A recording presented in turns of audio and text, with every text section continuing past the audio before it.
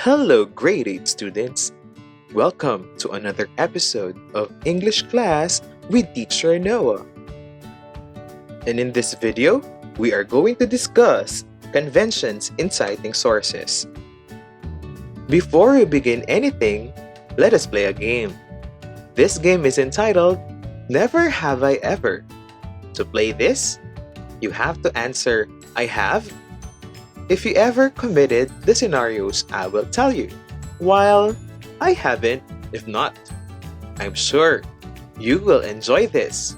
Ready? Let's start. First one. Never I have ever copied and pasted information from website to answer my homework.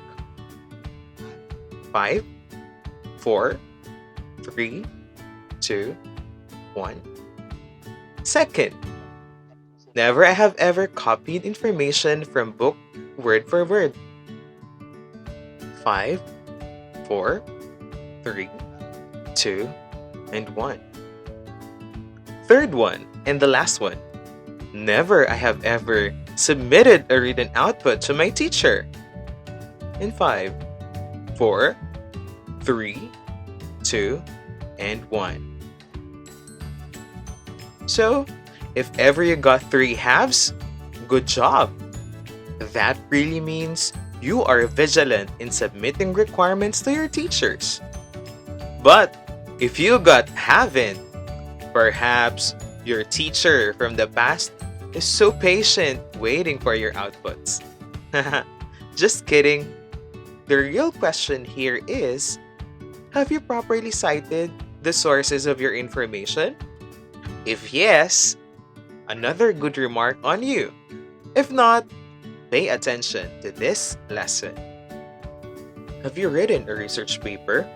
In writing a research paper, including any other academic papers, it is important that you mention or cite the sources of your information. This allows you to give credits to the original owner of information or messages you gathered from different persons, organizations, and the like. Basically, there are a number of ways in citing the sources of your information.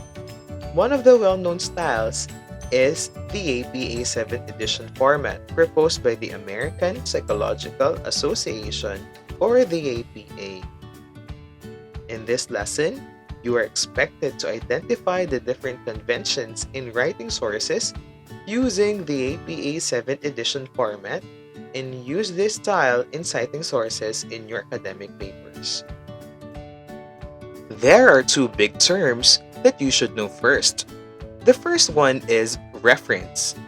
It is simply the source of information, such as a book or a passage, to which a reader or consultor is referred to.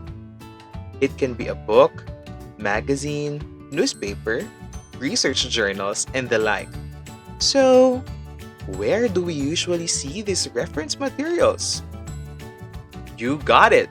At the school library, local learning resource centers, or from the internet. The second term is bibliography. It is a list of works written by an author or printed by a publishing house. Take a look at my examples here. I bet you've seen one like this. It is often seen at the appendix part of the book. By the way, I got these definitions from the online dictionary of Merriam-Webster. So, what's the connection between the two? If ever you get a piece of information from a reference material for your research or academic paper, you should cite it by writing bibliography.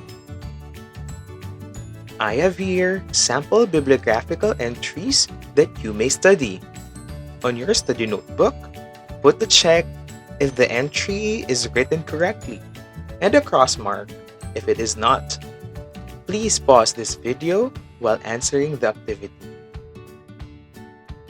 Now, let's check what you've done. For number 1, a check mark. That follows the correct format. Number 2, it is a cross mark because there is an error in the format. See the corrections for yourself.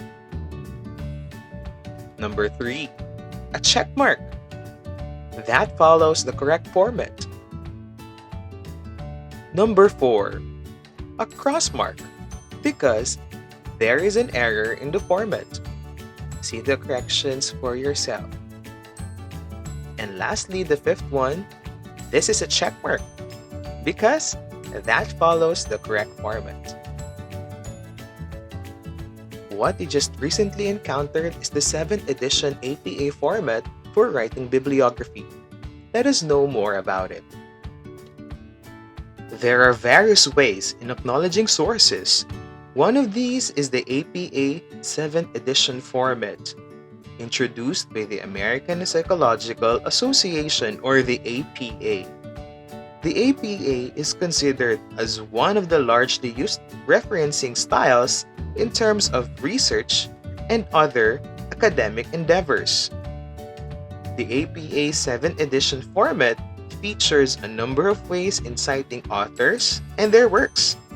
In this lesson, a few will be highlighted to guide you in basic referencing styles for books, periodicals such as journals, magazines, and newspapers, and other printed documents from government and private organizations.